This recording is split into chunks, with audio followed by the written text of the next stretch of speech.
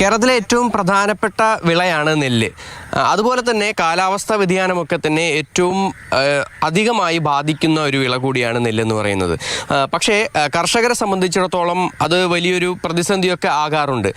നെല്ല് സംഭരിക്കുന്നതിൻ്റെ ആ ഒരു തുക അത് കൃത്യമായി കർഷകരിലേക്ക് എത്തിക്കുക, അതുപോലെ തന്നെ മില്ലുടമകളുമായി കൃത്യമായി ചർച്ചകളൊക്കെ തന്നെ നടത്തുക എന്നുൾപ്പെടെയുള്ള കാര്യങ്ങളൊക്കെ തന്നെ വലിയ പ്രതിസന്ധിയായി മാറാറുണ്ട്. ഇപ്പോൾ സർക്കാരിൻ്റെ പുതിയ തീരുമാനം വന്നിരിക്കുകയാണ്.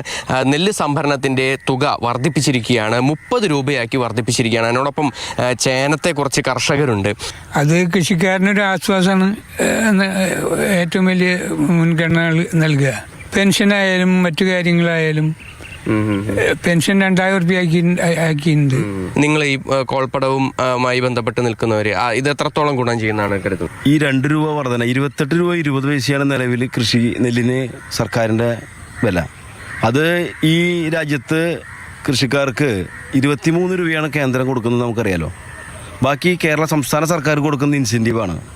അതിപ്പോൾ 1 രൂപ 80 പൈസ വർദ്ധിപ്പിച്ച് കർഷകർക്ക് വലിയൊരു താങ്ങും തണലായിട്ടാണ് ഇടതുപക്ഷ സർക്കാർ മുന്നോട്ട് പോകുന്നത്. നെല്ല് കൃഷി കഴിഞ്ഞ് കഴിഞ്ഞാൽ ഇതിവിടെ കഴിഞ്ഞ് പാടത്ത് തന്നെ പലപ്പോഴും ഇരിക്കേണ്ട ഒരു സ്ഥിതി ഉണ്ടാകാറുണ്ട്. അപ്പോൾ അതിൽ നിന്നൊരു മാറ്റം കൂടി വരേണ്ടതല്ലേ ശരിക്കും?